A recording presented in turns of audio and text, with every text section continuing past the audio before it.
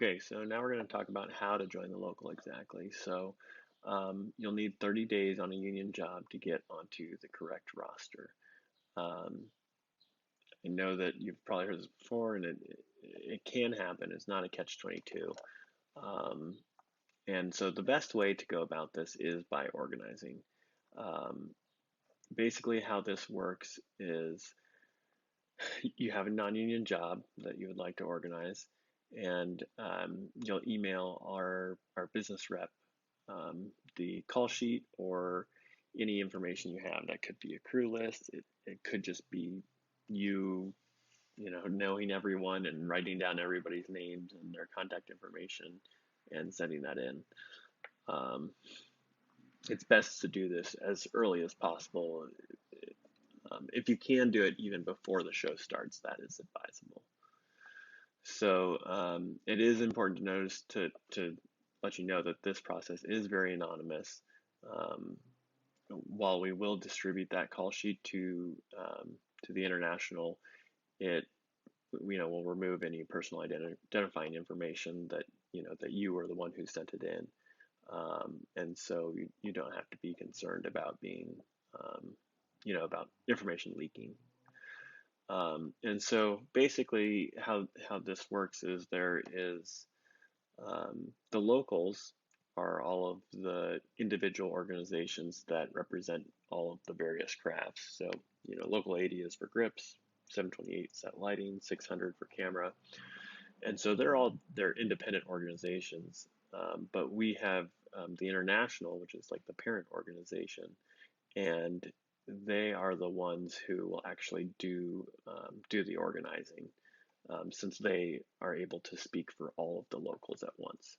So um, our business rep will send the call sheet in to the international, and from there, the international will distribute it amongst all of the different IA locals. They will look at the call sheet and try and figure out, okay, who is already a union member on this show, because that will help them gauge the kind of pre-existing support for the organizing drive. There may be a set visit by IA reps. They would visit the set and just talk with the non-union crew to try and gauge support. This doesn't always happen, but it does happen a majority of the time. Um, Authorization cards are then handed out to the non-union crew to try and figure out like who would actually support organizing.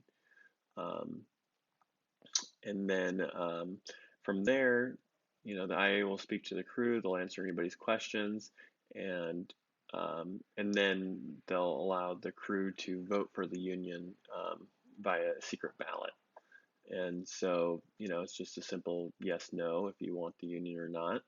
And it's very just you'll see that at every point along the way that being in the union and everything involved with it is a very democratic process. So if there is a majority that supports the union, the IA will talk with production to try to get a contract. Once a deal is reached between the IA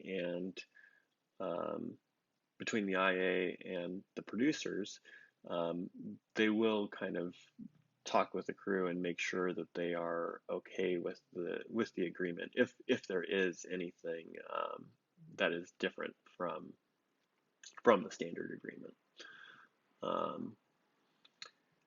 And if the talks don't go well and the producers cannot agree on the contract, then the IA will authorize a strike against just that show. And then from there, the IA will, which is basically the crew of the show, will picket that show until it is over, or until they sign a contract. The great thing about this is, because it is the IA as a whole that is putting out that strike authorization on the show, that means that no union member can work on the show. And furthermore, that it you'll get a lot of support from all the different IA locals. So they'll put out a call to their members like, hey, this show is refusing to sign an agreement. The crew has voted. They would like a union. If you can come and show your support, um, it would be very helpful. And so, I've seen picket lines in the past where like they have like tons of union sound mixers and gaffers and DPs, um, and like honestly, like some very recognizable names that will come down and support the picket line, support the strike, and that can be very helpful to the cause, but then also very helpful for the individuals working on the show, as it's a very good it's a good place to meet people who are of a similar mindset as you, and who do care about having a union contract. So the great news is that there is a very high success rate. 80+% of the shows that they decide to try and organize, do they actually succeed? So we're going to talk about working as a permitted hire next. I'm just going to stop this video here so it doesn't get too long, but hopefully that was helpful.